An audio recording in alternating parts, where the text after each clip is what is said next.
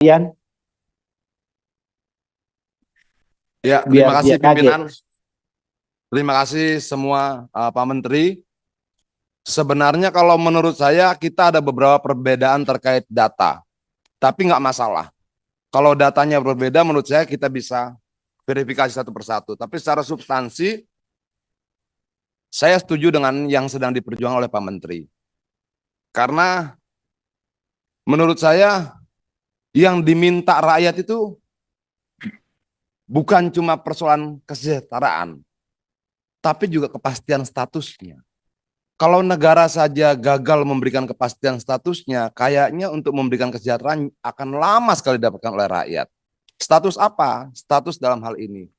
Kenapa ini jadi penting? Ada desa dalam kawasan hutan yang menetapkan bahwa itu desa, apakah bupati, gubernur, atau apapun itu adalah negara. Lalu yang menetapkan desa itu dalam kawasan hutan juga negara. Lalu ia mengeluarkan sertifikat di lahan transmigrasi dan sertifikat dalam desa dalam kawasan hutan itu juga negara. Jadi menurut saya persoalan terbesar kita bukan rakyat, tapi negara. Negaralah yang kemudian tidak mampu berembuk di antara mereka untuk memutuskan status desanya.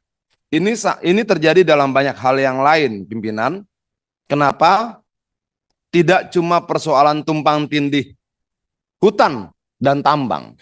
Ternyata tumpang tindih desa juga terjadi. Apakah kemudian cerita itu berhenti di situ? Tidak juga. Dalam data saya, ada beberapa desa dalam kawasan Taman Nasional Tesonilo. Desa Lubuk Kembang, Desa Air Hitam, Desa Bagan Limau, Desa Lubuk Batu Tinggal, Desa Kesuma, Desa Pangkalan Gondai, dan Desa Segati.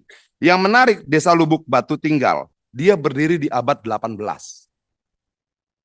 Jauh sudah ada desa itu sebelum negara ini bahkan dipikirkan untuk ada. Tapi sekarang masuk dalam Taman Nasional Tesonilo. Nah, ada beberapa rekomendasi dari Pak Menteri Desa terkait dengan beberapa penyelesaian. Kalau menurut saya sederhana saja. Konflik antara manusia, tumbuhan, dan hewan dalam konteks perebutan ruang hidup itu pasti terjadi karena bertambahnya populasi manusia. Problemnya adalah ketika kemudian ketiga-tiganya berbenturan pada saat yang sama, prioritas kita mau kita tempatkan pada siapa?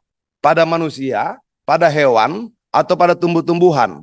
Kenapa? Jumlah penduduk tahun 45 saat Indonesia merdeka dengan tahun sekarang itu setahu saya bertambahnya sekitar 180-an juta jiwa.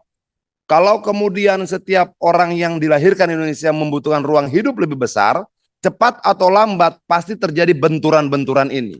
Nah, dalam hal ini negara harus bersikap tidak boleh kemudian membiarkan benturan ini tanpa jalan keluar. Pimpinan yang terhormat, Pak Menteri yang terhormat, kalau di Kabupaten Bogor saat ini sudah ada 3 tersangka yang sedang berproses karena dianggap merambah kawasan hutan. Dia gunakan lahan itu untuk aktivitas ekonominya dan kemudian dia ditetapkan menjadi tersangka dan sekarang proses hukumnya sedang berjalan. Saya tidak tahu kalau dalam data saya ada 25.863 desa yang masuk dalam kawasan hutan. Saya tidak mengerti dan tidak punya data berapa ribu orang yang kemudian masuk dalam data negara, dia menjadi tersangka cuma karena beternak ayam di belakang rumahnya yang kebetulan kawasan hutan. Kalau kemudian tidak kita selesaikan seperti ini pimpinan, tidak salah kalau kemudian banyak orang kemudian berpikir bahwa negara lah yang sebenarnya memproduksi penjahat itu sendiri. Ketidakpastian negara dalam menetapkan batas-batas itu membuat rakyat mencangkul kebun di belakang rumahnya, dia jadi penjahat. Membuat kemudian kepala desa yang tidak sampai hati membangun jalan agar bisa tembus, dapat listrik dan sebagainya, kepala desanya juga jadi penjahat. Ketidakpastian ini kemudian membuat negara tidak memproduksi orang baik. Negara memproduksi penjahat-penjahat baru yang menjadi penjahat bukan karena dia berniat jahat. Jangan-jangan karena dia berniat baik, dia mencangkul halaman di belakang rumahnya, bukan untuk mencuri, tapi untuk memastikan anaknya makan, istrinya makan. Tetapi karena tanah di belakang rumahnya masuk kawasan hutan, serta merta seketika itu juga dia jadi penjahat. Bukan karena keinginan dia, karena ketidakpastian negara. Untuk itu pimpinan, sederhana saja, saya tidak terlalu setuju dengan beberapa tawaran dari Pak Menteri Desa. Saya cuma pengen punya satu tawaran. Semua desa dalam kawasan hutan, lepaskan dari kawasan hutan. Apapun, seluruh lahan transmigrasi dalam kawasan hutan, lepaskan dari kawasan hutan. Enclave saja. Sesederhana itu. Terima kasih pimpinan.